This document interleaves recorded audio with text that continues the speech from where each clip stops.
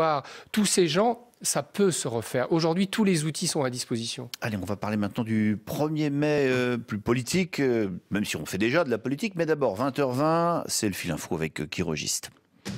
À Lille, la vedette du défilé du 1er mai, c'était donc Jean-Luc Mélenchon.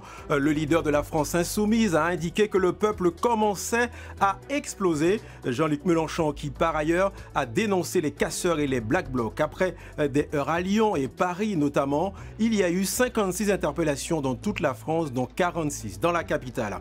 Ce week-end, quelques 4 millions de personnes fragiles peuvent prétendre à la vaccination contre le Covid-19.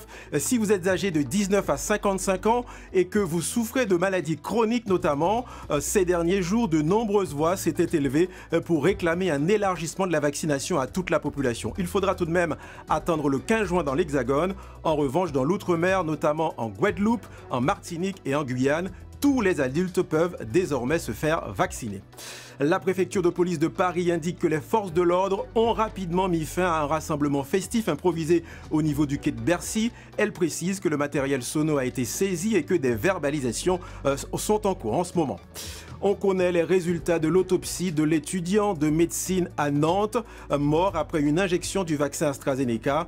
Le rapport d'autopsie renforce l'hypothèse d'un lien de causalité entre l'injection et le décès. C'est ce qu'a indiqué l'avocat de la famille de l'étudiant.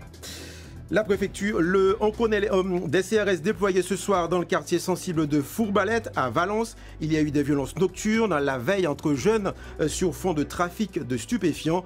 Des coups de feu ont même été tirés. Et puis en football, le bus des joueurs de Lens a été tagué avec des insultes. Le club parisien condamne ces tags et indique que des investigations de police sont en cours. Le PSG a battu Lens ce soir 2-1.